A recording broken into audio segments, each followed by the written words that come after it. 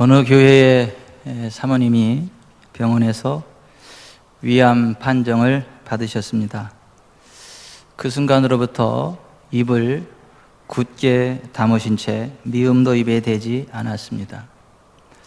한창 나이에 이 지경이 된 것은 개척교회 시절에 극심했던 고생 때문이라는 생각이 들었고, 내가 남편을 잘못 만나서 개척 시절 너무 극심한 고생을 했기 때문에 나한테 위암이 왔구나.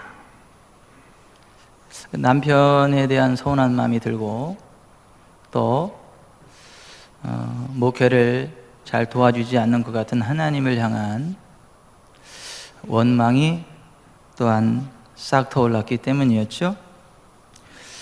그러던 어느 날 남편 되시는 목사님이 감리교 신학대학의 윤성범 학장님을 만났습니다.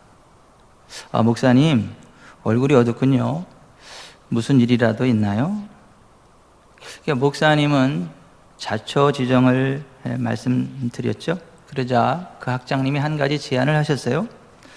노트를 한 권 사다가 아내에게 주세요. 그 노트에 감사할 일만 생각나는 대로 적으라고 해보시죠. 목사님은 그 즉시 노트와 볼펜을 사들고 아내에게 갔습니다. 그리고 여보, 이곳에 감사할 일들을 한번 적어보세요. 이 마당에 무슨 감사할 일이 있다고 그러세요? 목사님이 노트와 볼펜을 놓고 나간 지 한참 만에 사모님이 볼펜을 들고 감사할 일을 적어가기 시작을 했죠. 아주 평범하고 작은 일부터 적어 나갔습니다. 그러다가 문득 생각이 나서 가장 가까운 사람부터 찾아다니며 감사의 인사를 하고, 또 하나님, 이런 은혜가 저에게도 있었네요 하면서 또 하나님께 감사의 기도를 드렸죠. 그 다음 날도 감사, 그 다음 날도 감사. 그러니까 감사한 것들만 생각하고 감사한 것들만 적어가기 시작을 했어요. 그러다가 문득 한순간 깨달았어요. 몸에 통증이 없네. 내 다리에 힘이 짱짱하네. 그래서 병원에 가서 의사 선생님을 만났고 다시 재검을 해봤더니 의사 선생님이 깜짝 놀라십니다. 암세포가 하나도 없습니다.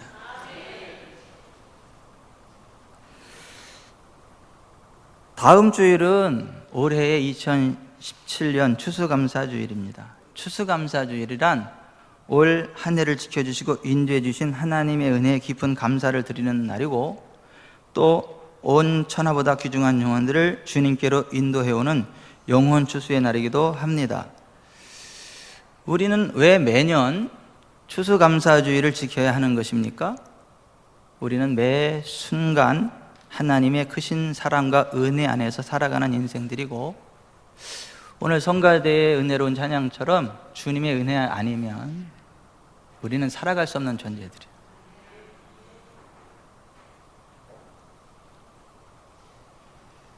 정말 어렵게 목회하시는 어떤 교회의 사모님께 제가 안부를 여쭈었어요. 사모님, 어찌 지내시는지요? 목사님과 자녀들 모두 평안하신지요? 그 사모님께서 주님의 은혜가 아니고는 초, 분, 시간도 살 수 없지요. 잘 지냅니다, 목사님. 항상 감사드립니다. 정말 그렇습니다. 우리에게 하나님의 크신 은혜와 사랑이 없었다면 우리는 단 1분 1초도 살 수 없는 연약한 인생들입니다. 시편 104편 29절에 주께서 낯을 숨기신 즉 그들이 떨고, 주께서 그들의 호흡을 거두신 즉 그들이 죽어 먼지로 돌아가나이다 했습니다. 이 말씀처럼 우리가 아무리 건강해도 하나님께서 그냥 호흡을 거두시면 그 순간 끝나고 먼지로 돌아가는 것이 우리 인생입니다. 시편 127편에 여호와께서 집을 세우지 아니하시면 세우는 자의 수고가 헛되며 여호와께서 성을 지키지 아니하시면 파수꾼의 끼어 있음이 헛되도다. 너희가 일찍 일어나고 늦게 누우며 수고의 떡을 먹음이 헛되도다 했습니다. 이 말씀처럼 우리가 아무리 열심히 일하고 밤잠을 설쳐가며 노력해도 하나님께서 도와주시지 않는다면 그 어떤 것도 성사될 수 없고 그 모든 것들이 허사로 돌아간다는 것을 알아야 합니다. 그래서 사도 바울이 나의 나 된 것은 하나님의 은혜입니다 라는 고백을 하면서 고린도서 3장 5절에 우리가 무슨 일이든지 우리에게서 난 것 같이 스스로 만족할 것이 아니니 우리의 만족은 오직 하나님으로부터 나느니라 했습니다. 같이 해보십시다. 우리의 만족은 오직 하나님으로부터 나느니라. 우리가 뭔가 만족할 만한 일들이 있었다면 그 모든 것이 하나님으로부터 온 거지, 내가 능력이 대단해서, 내가 사람을 잘 만나서, 내가 조상을 잘 만나서, 내가 열심히 노력해서, 그게 아니라는 거예요. 하나님께서 열심히 살아갈 수 있는 힘을 주셨고, 지혜를 주셨고, 좋은 사람들을 만나게 해주셨고,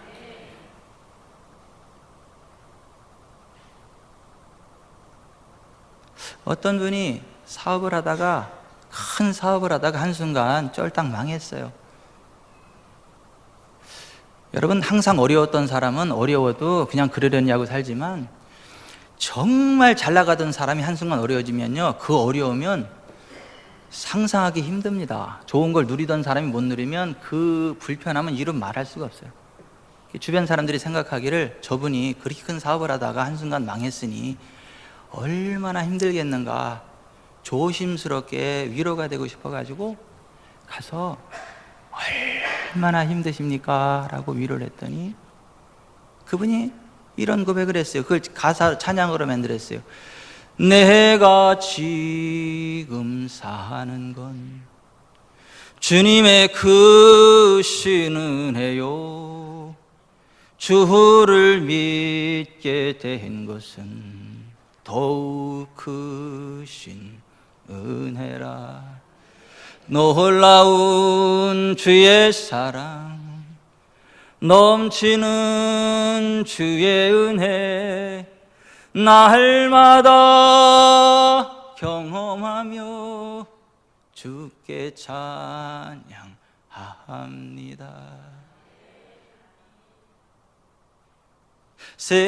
세상에서 당하는 환난 고초 많으나 이길 힘을 주시니 더욱 크신 은혜라.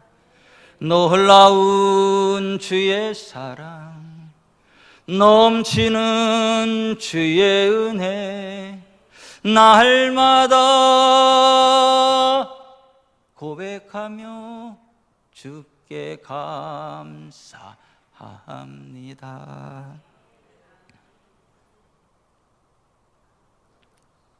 여러분, 우리가 정말 지금까지 살아온 것이 전적인 하나님의 은혜고, 하나님의 은혜가 없이 여기까지 올 수 없었다라는 것을 아는 것이 은혜예요.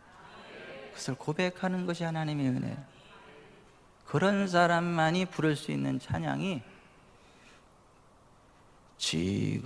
지금까지 지내온 것 주의 크신 은혜라.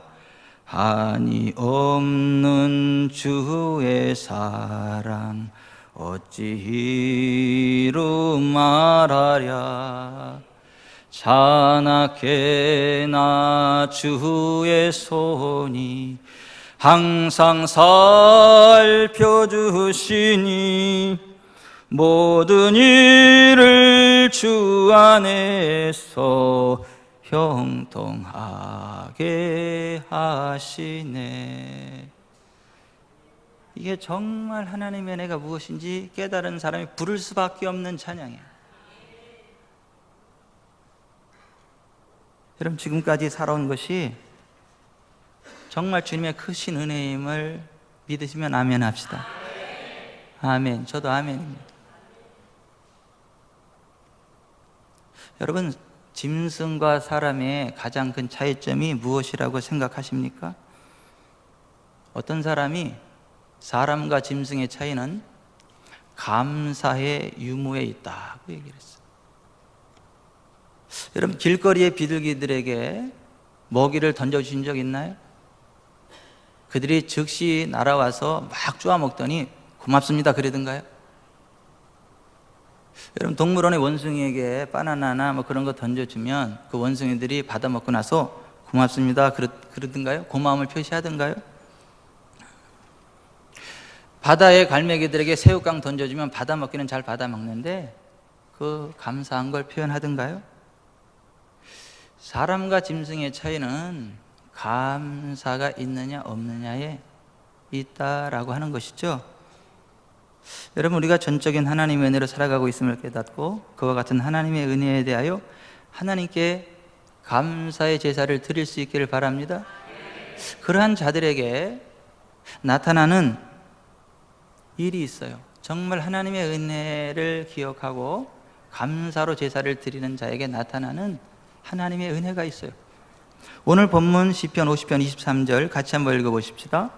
감사로 제사를 드리는 자가 나를 영화롭게 하나니 그의 행위를 옳게 하는 자에게 내가 하나님의 구원을 보이리라. 감사로 제사를 드리는 자가 하나님을 영화롭게 한다는 말은 하나님께서는 감사의 제사를 기뻐하신다는 거고, 인간이 할 수 있는 가장 올바른 행위가 하나님께 감사의 제사를 드리는 것이고, 그와 같은 삶을 살아가는 자들에게 하나님께서 구원의 은총을 베푸신다라고 하는 거예요. 감사하는 자에게 하나님이 구원의 은총을 베푸신다. 근데 성경에서 말하는 하나님의 구원이 뭔가? 우리의 힘으로 도저히 해결할 수 없는 것이 하나님의 도우심으로 해결되어지는 것, 그것을 가르쳐서 성경은 하나님의 구원이라 그래요. 세상에서 백방으로 노력해도 고칠 수 없는 질병이 하나님의 은혜로 고쳐지고 치료되는 것, 이걸 가르쳐서 하나님의 구원이라고 합니다. 아무리 노력해도 벗어날 수 없던 가난의 저주로부터 벗어나서 하나님의 도우심으로 부욕해 되었을 때 그것을 하나님의 구원이라고 해요. 악한 영들에게 시달려 고통당하던 사람이 하나님의 도우심으로 악한 영들이 떠나가고 자유하게 되어 온전한 삶을 살아가는 것을 가르쳐 하나님의 구원이라 그래요. 죄악과 여러 가지 저주스러운 것들로부터 고통당하던 사람이 하나님의 도우심으로 죄악을 이기고 모든 저주로부터 자유하게 되었을 때 그것을 하나님의 구원이라 그래요. 영원한 지옥에 떨어져 영원히 고통당해야 할 사람이 하나님의 도우심으로 지옥과 상관없는 사람이 되어 영원한 기쁨의 나라 천국에 들어가게 되었을 때 그것을 하나님의 구원이라 그래요. 여러분, 이러한 그 하나님의 구원이 어떤 사람에게 나타납니까? 어떤 사람에게 이런 하나님의 구원의 은총이 보여지고 베풀어집니까? 오늘 본문을 다시 한번 보십시오. 감사로 제사를 드리는 자가 하나님을 영화롭게 하나니 그의 행위를 옳게 하는 자에게 내가 하나님의 구원을 보이리라. 하나님이 친히 이렇게 말씀하신 거예요. 18세기 영국의 부흥을 이끌었던 찰스 웨던 스펄전 목사님이 이런 말씀을 하셨어요.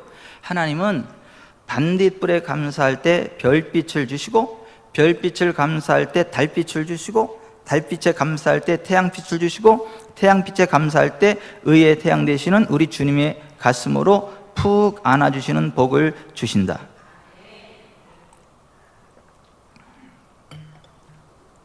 사람도 철이 들면 그때의 부모님 은혜를 알아요. 부모님께 감사를 표현할 줄 알아요. 철 들기 전에는 지가 잘나서 잘 되는 줄 알아요. 그리고 부모님 무식해 보여요. 한심해 보이기도 해요. 그런데 철이 들고 나면 내 엄마 아빠처럼 위대한 분이 없어요. 내 엄마 아빠처럼 고마우신 분이 없어요. 철이 들고 나면 부모님 은혜를 알아요. 그때야 비로소. 영적으로도 마찬가지예요. 철이 들어야 하나님의 은혜를 깨달아요. 하나님의 은혜에 감사하게 돼요. 여러분, 그 하늘문이 어떤 사람에게 열릴까요? 하나님의 궁정은 어떤 사람이 들어가는 걸까요? 시편 104편 4절에 감사함으로 그의 문에 들어가며 찬송함으로 그의 궁정에 들어가서 그에게 감사하며 그의 이름을 송축할지어다 그랬어요. 이 말씀을 보면 하늘문은 감사하는 자에게 열리는 것 같습니다.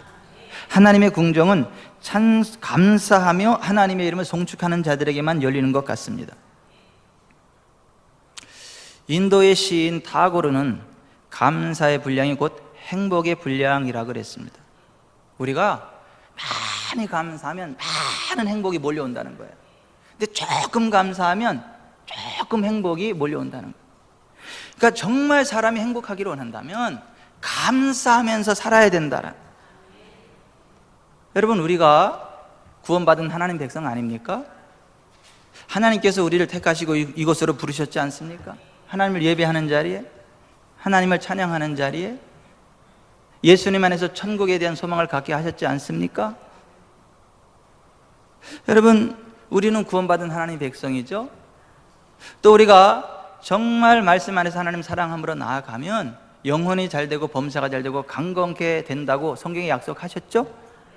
우리는 이 세상의 그 어떤 것과도 비교할 수 없는 엄청난 하나님의 은혜와 축복을 받은 사람들이고 구원의 은총을 받은 사람들이에요. 그런데 여러분, 기억해야 될 것은 구원받은 하나님의 백성이라도 불평과 원망을 하면 버림받고 멸망당합니다.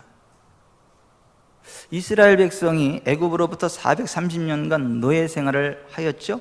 그들이 애굽의 노예 생활이 너무도 힘들고 고달파서 하늘의 하나님께 부르짖었어요. 그랬더니 하나님께서 그들을 구원해 주셨습니다. 그들에게 젖과 꿀이 흐르는 땅인 가나안 땅을 약속해 주셨고 그들을 가나안 땅으로 인도하셨어요. 그리고 가나안 땅 앞에서 이것이 내가 너희에게 준 땅이니 들어가라 그랬습니다. 근데 그들은 그걸 감사함으로 받은 게 아니라 그 눈앞에 놓인 젖과 꿀이 흐르는 가나안 땅을 눈앞에 두고도 불신앙의 눈으로 그 땅을 바라보며 원망과 불평을 하다가 하나님께 버림받아서 광야로 들어가 40년 동안 방황하다가 애굽에서 나온 출애굽 1세대가 다 죽어야 했습니다. 원망, 불평, 탄식하던 세대는 단 한 사람의 예외도 없이 모두가 다 광야에서 죽었습니다. 광야에서 멸망당한 출애굽 1세대에 속한 사람들이었지만 믿음의 눈으로 모든 것들을 바라보고 오직 믿음으로 감사할 줄 알았던 여호수아와 갈렙 두 사람만큼은 젖과 꿀이 흐르는 가나안 땅에 넉넉히 들어가는 은혜를 입었습니다. 출애굽기 14장에 보면 출애굽한 이스라엘 백성들이 애굽 홍해가에 장막을 치고 있을 때 애굽의 바로 왕이 군대들을 이끌고 와서 그들을 죽이려고 했습니다. 그때 이스라엘 백성들이 하나님께 부르짖어 기도했어요. 거기까지는 좋았는데 부르짖어 기도하면서 주의 종을 원망했습니다. 이스라엘 자손이 심히 두려워 여호와께 부르짖고 그들이 또 모세에게 원망하여 이르되 애굽에 매장지가 없어서 당신이 우리를 이끌어내어 이 광야에서 죽게 하느냐? 어찌하여 당신이 우리를 애굽에서 이끌어내어 우리에게 이같이 하느냐? 여러분, 430년 그 혹독한 노예 생활에서 건져주셨으면 그것만으로도 감사해야 되는데, 그리고 젖과 꿀이 흐르는 땅이 약속되어 있으면 그것을 바라보고 감사해야 되는데, 지금 당장 조금 마음이 불편하고 힘들다고 주의 종을 원망하는 거예요.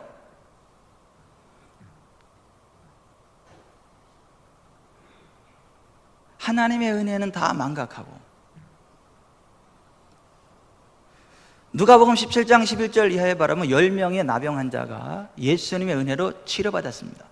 근데 그 중에 한 사람만이 예수님께로 돌아와서 하나님께 영광을 돌리며 그 발 앞에 엎드려 감사를 드렸어요. 그때 예수님이 이렇게 말씀하셨어요. 열이 다 고침받지 않았냐? 나머지 9은 어디 있냐? 여기 이방인 외에는 하나님께 영광을 돌리러 온 자가 없느냐? 그러면서 그 감사하는 사마리아 사람에게 일어나 가라, 내 믿음이 너를 구원하였느니라 함으로 몸의 구원만 받은 게 아니라 영의 구원도 받게 하셨어요. 어떤 자에게 하나님의 구원이 나타납니까? 감사로 제사를 드리는 자. 하나님은 지극히 작은 것에도 감사할 줄 아는 자를 구원해 주시고 가까이 해주시는 분이지만, 어떤 것에도 감사할 줄 모르는 교만한 자들을 대적하시는 분이십니다. 어느 교회 복지대단에서 힘들고 어려운 사람들에게 1년을 약정하고 매월 10만 원씩 20만 원씩 생활비를 보조해 주었죠. 약정한 1년이 지나고 보조가 끝나자 감사하다는 말은 하나도 안 나오고 왜 보조를 끊느냐라는 항의들이 빗발쳤고, 그래서 처음부터 1년만 하기로 하고 그 다음은 더 가난한 사람을 도와줘야 하니까 양해해 주십시오 했더니 차마 입에 담지 못할 심한 욕들을 하더랍니다. 그 목사님의 마음에 하나님이 이렇게 욕을 잡수셨기 때문에 경노하셨구나, 그런 생각이 드셨대.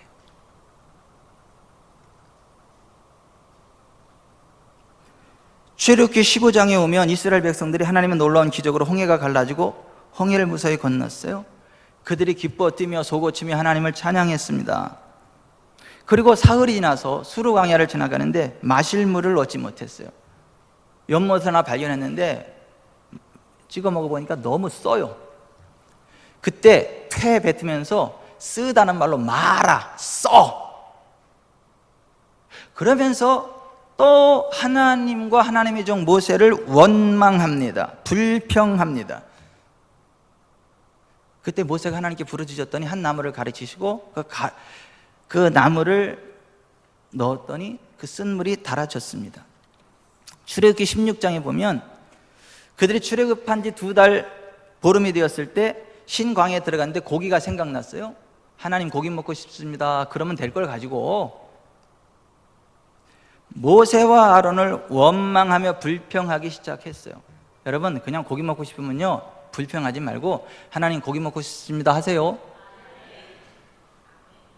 그럼 하나님이 고기 먹게 하십니다. 저는 가끔 고기를 잘 먹어요. 생각지도 않게 막 고기를 착 사줘. 근데 그 언제냐면 우리 집사람이 하나님 고기 먹고 싶어요 그럴 때. 난 덤으로 묻어가서 그냥 고기 먹을 일들이 자꾸 생겨. 여러분, 우리가 살다 보면 힘들고 어려울 때 있으면 하나님 앞에 말씀드리면 하나님 응답해 주시고, 근데 이스라엘 백성들은 그게 아니고 뭐 좀 부족한 게 있으면 원망하고 불평하는 거예요. 이스라엘 자손 온 회중이 그 광야에서 모세와 아론을 원망하여 이스라엘 자손이 그들에게 이르되 우리가 애굽 땅에서 고기 가마 곁에 앉아 있던 때와 떡을 배불리 먹던 때에 여호와의 손에 죽었더라면 좋았을 것을 너희가 이 광야로 우리를 인도해내어 이 온 회중이 줄여 죽게 하는도다 그랬어요. 그러니까 하나님을 원망하는 거예요. 주의 종을 원망하고 대적하는 거예요. 출애굽기 17장에 보면 르비딤에 도착했죠.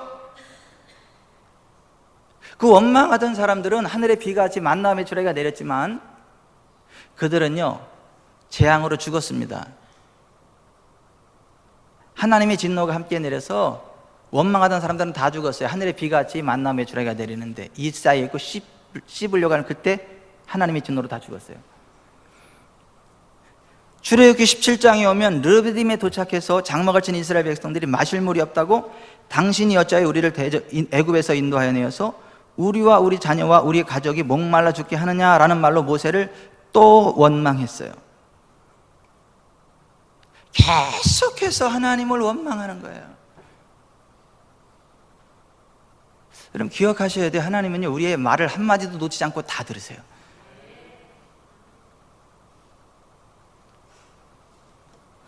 하나님이 참다 못한 하나님이 이렇게 말씀하세요. 민수기 14장 27절 나를 원망하는 이 악한 회중에게 내가 어느 때까지 참으랴. 이스라엘 자손이 나를 향하여 원망하는 바 그 원망하는 말을 내가 들었노라.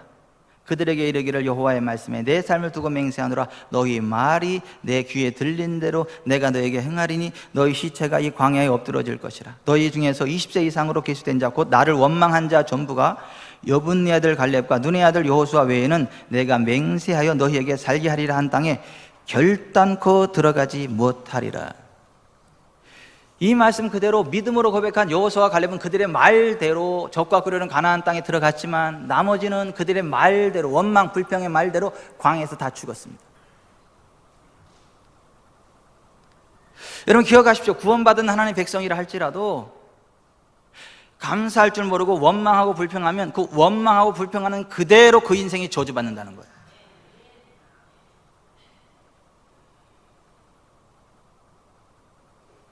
제가 신학교 다닐 때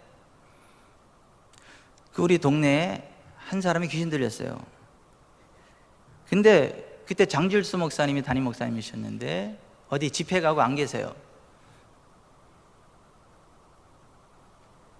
전도사님도 없어요. 구역장인 집사님이 저를 찾아봤어요. 꽁 대신에 닭이라는 식으로 목사님 안 계시니까 어떻게 신학생이라도 써보려고.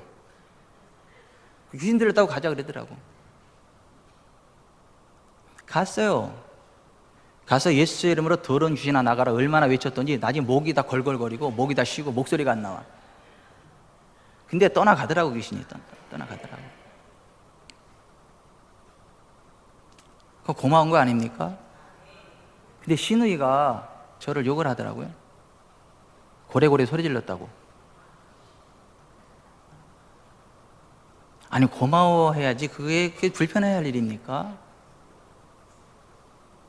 그 집에서 제일 잘난 딸이 교통사고로 확 죽더라고. 그러니까 그 불평불만이 쑥 들어가더라고요. 2번 다시 저기라네. 그 다음 또 무슨 사건이 터질지 겁이 나니까.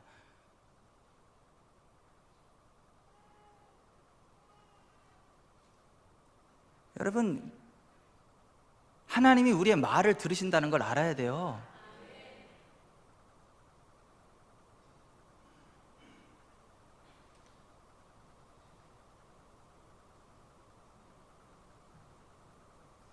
평택의 어느 교회에 있었던 일이에요. 어떤 장로님한테 재정을 맡겼어요. 근데 그 장로님이 재정을 가지고 도망갔어요. 교회 건축하려고 모았던 돈. 운영위원회에서 열려가지고 이건 목사 책임이다. 목사 책임져라. 징계하려고 징계위를 열어요. 목사님이 너무 당황해서 기도원에 올라갔어요. 징계위를 열고 딱 출발하는 그 순간 그 주동자의 눈이 확 멀어버렸어요. 그냥 찬물 끼얹은 듯이 그대로 교회가 잠잠해져. 더 이상 누구도 얘기를 못해요. 여러분, 그 하나님 앞에 우리의 모든 행동들이 낱낱이 보여진다는 거 아셔야 돼요. 우리의 말 한마디 한마디 다 들으신다는 거 아셔야 돼요. 하나님 누구라고 억울하게 하시는 분이 아니십니다. 하나님은 공의로우신 분이세요. 정직한 자를 구원하시는 하나님이세요.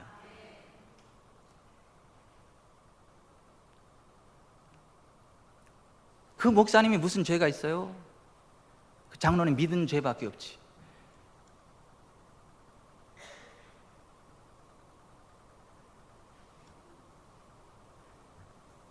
여러분, 하나님의 백성들이 하나님 앞에 감사할 때 하나님의 구원을 보게 됩니다. 아멘. 오늘 감사할 때 하나님의 구원을 보는 거예요. 여러분, 역대하 20장에 보면 여호사밧이 유다 나라를 침공할 때 모압, 암몬 40 사람들이 유다 나라를 침공해 왔어요. 여호사밧이 너무 겁났어요. 세 나라가 침공해 오니까 죽을 것 같았어. 그래서 그가 금식하면서 하나님께 부르짖고 유다 백성들에게 우리 같이 금식하자. 그리고 성전으로 모여서 함께 하나님 앞에 부르짖었어요. 우리 조상들이 하나님 여호와여 주는 하늘에서 하나님이 아니시니까 이방 사람들이 모든 나라를 다스리지 아니하시나이까. 주의 손에 권세와 능력이 있으니 능히 주와 맞설 사람이 없나이다. 옛적에 이스라엘이 애굽 땅에서 나올 때 암몬 자손과 모압 자손과 세일산 사람들이 침노하기를 주께서 용납하지 아니하심으로 이에 돌이켜 그들을 떠나고 멸하지 아니하였거늘 이제 그들이 우리에게 갚는 것을 보옵소서. 우리 하나님이여 그들을 징벌하지 아니하시나이까. 우리를 치러 오는 이 큰 무리를 우리가 대적할 능력이 없고 어떻게 할 줄도 알지 못하고 오직 주만 바라보나이다. 그때 하나님의 성령께서 야하실에게 임하여 이런 예언이 선포됐어요. 온 유다와 예루살렘 주민과 여호사밧 왕여 들을지어다.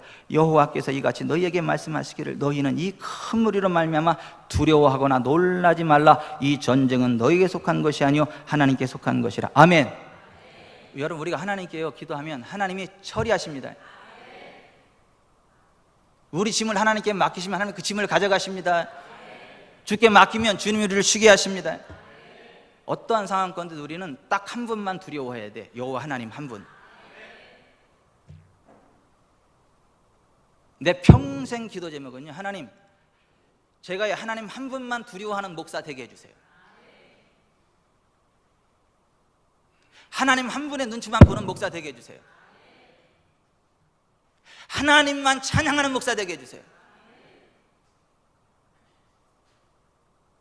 우리 교회 그런 교회 되게 해주세요.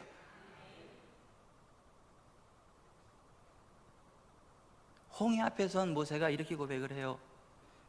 너희는 두려워하지 말고 가만히 있어서 여호와께서 오늘 너희를 위하여 행하시는 구원을 보라. 너희가 오늘 본 애굽 사람을 영원히 다시 보지 못하리라. 여호와께서 너희를 위해 싸우시리니 너희는 가만히 있을지어다. 여러분, 승리하는 믿음의 사람들은 다 이렇게 살았던 사람들이에요. 하나님 옆에 기도하니까 하나님이 이렇게 말씀하세요. 내일 너희는 그들에게로 내려가라. 그들이 시스 고개로 올라올 때 너희가 골짜기 여기 여루엘 들 앞에서 그들을 만나려니와 이 전쟁에는 너희가 싸울 것이 없나니 대열을 이루고 서서 너희와 함께한 여호와가 구원하는 것을 보라.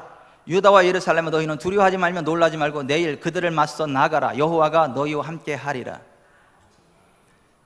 여호사밧이 너무 기뻤어요. 주의 종을 통해 선포되는 말을 듣고 너무 기뻤어요. 그래서 그 다음날 이 말씀 그대로 붙잡고 유다 백성들이 이렇게 말합니다. 유다 백성들아 들어라. 너희는 너희 하나님 여호와를 신뢰하라. 그러면 견고히 서리라. 그의 선지자를 신뢰하라. 그러면 형통하리라. 그래서 노래하는 사람들을 택했어요. 그들에게 예복을 입혔어요. 그게 전쟁터 앞에 세웠어요. 그리고 하나님을 찬양했어요. 주께 감사하세. 그는 선하시며 인자하심이 영원함이라. 주께 하면서 이렇게 그 찬양을 부르기 시작하는데 여호와의 복병이 그들 가운데 역사하기 시작하니까 모압 암몬이 연합해서 세일산 족속을 칩니다. 그러더니 자기들끼리 또 취급받아요. 그러더니 한 사람도 남지 않고 다 죽어버렸어.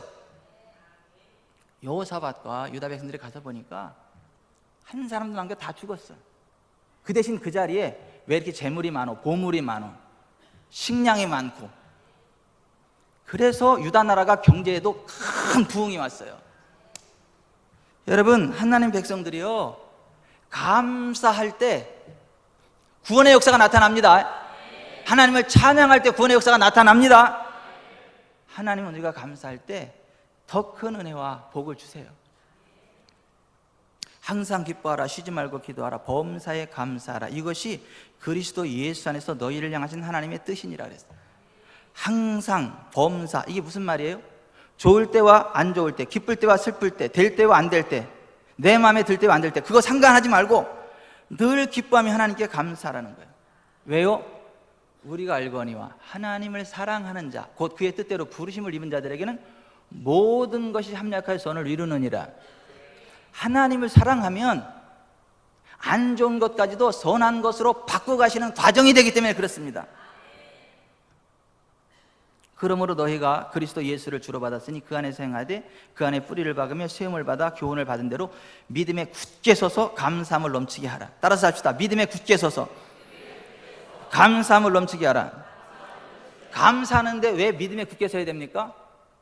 지금 눈으로 볼 때 좋은 상황이 아니에요. 감사할 상황이 아니에요. 그러니까 믿음을 굳게 해야 된다는 거예요. 그리고 감사해야 한다는 거예요. 왜? 더 좋은 일로 나아가는 과정이니까.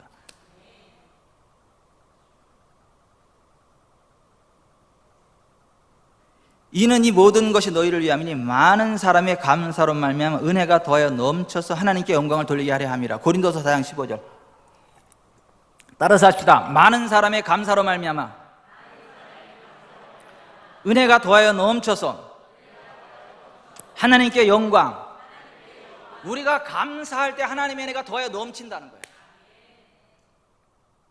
미국의 콜린 파울은 뉴욕 빈민가 출신의 흑인이죠.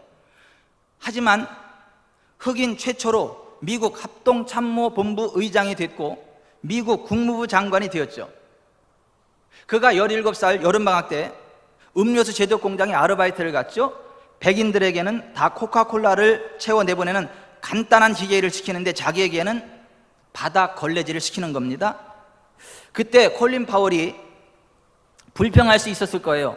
우리가 똑같은 학교에서 나왔는데 왜 내 동료들은 앉아가지고 코카콜라 병에 코카콜라 채우는 간단한 일을 하는데 나는 걸레질을 하는 하인으로 씁니까? 그렇게 불평할 수 있었을 거예요. 하지만 그는 불평하지 않고 오히려 하나님께 감사를 드렸다 그래요. 하나님, 나에게 건강을 주셔서 걸레질 할 수 있는 힘을 주신 것을 감사합니다. 최고의 걸레질 하는 사람이 되게 하여 주시옵소서. 그래서 공장 전체를 아주 매끈매끈하게 먼지 하나 없이 다 청소를 했다고 그래요. 감사함으로 노래를 부르며. 방학이 끝나고 모두가 돌아갈 때에 그 사장이 파월, come on. 파월, 잠깐 와봐.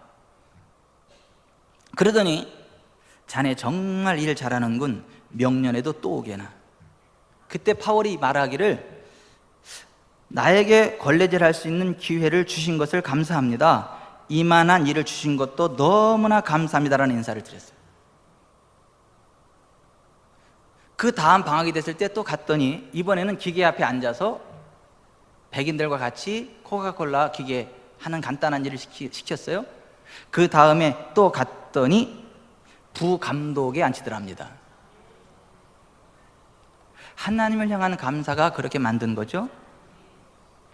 흑인이라는 차별 대우 속에서도 건강 주신 하나님, 일할 기회를 주신 하나님께 감사드릴 때 모든 차별을 다 제껴버리고 그를 인정받게 하시고 더 높은 자리에 앉도록 하나님께서 만들어 주셨어요.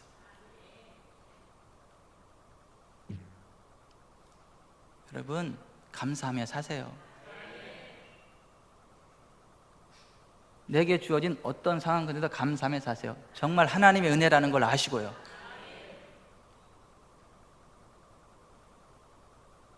제가 오산교회 갔을 때 너무 힘들었어요. 사례비가 너무 적어서 애들하고 살기 힘들더라고요. 사무직원은 월급이 많더라고. 이해가 안 가서 여쭤봤어요. 제가 왜 전도사들은 이렇게 사례비가 적고 저 사무원은 어떻게 저보다 학력도 아래고 사역의 연수도 짧고 그런데 사무직원은 저렇게 많이 주는데 저희는 왜 이렇게 조금 주나요? 그랬더니 그는 전문직이니까 많이 줘야 된대. 그래서 그 사무원은 전문직이고 대학 4년 나오고 3년 또 신학대학원 나오고 7년 신학 공부하고 그동안에도 계속 사역하면서 지금까지 왔는데 나는 그러면 전문 사역자가 전문이 아닌가? 저보다 7살 어린 동생이 2년짜리 서울시립대학원 나와서 딱 들어갔는데 그 초봉이 저보다 세. 너무 힘들더라고요. 그래서 제가 새벽 기도에 설교를 했어요. 상식이 통해야 됩니다.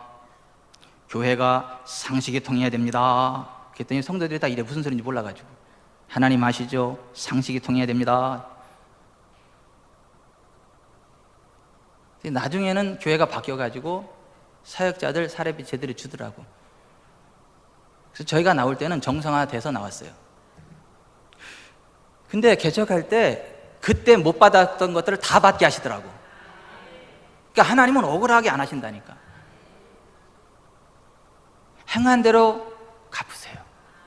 심는 대로 거두게 하세요. 삭세되어 절대 오락이 안 하십니다.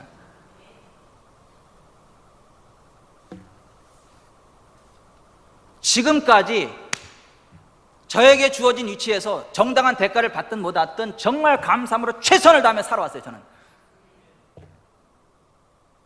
그때 하나님이 갚아주셨어요. 그 이상으로. 제가 자신 있게 말합니다. 여러분, 억울해도요 하나님을 바라보세요. 하나님이 억울하게 하는 분 아니라는 걸 아십시오.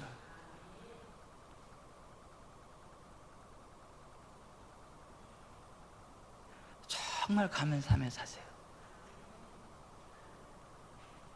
찬양 하나 합시다. 감사로 제사 드리는 자.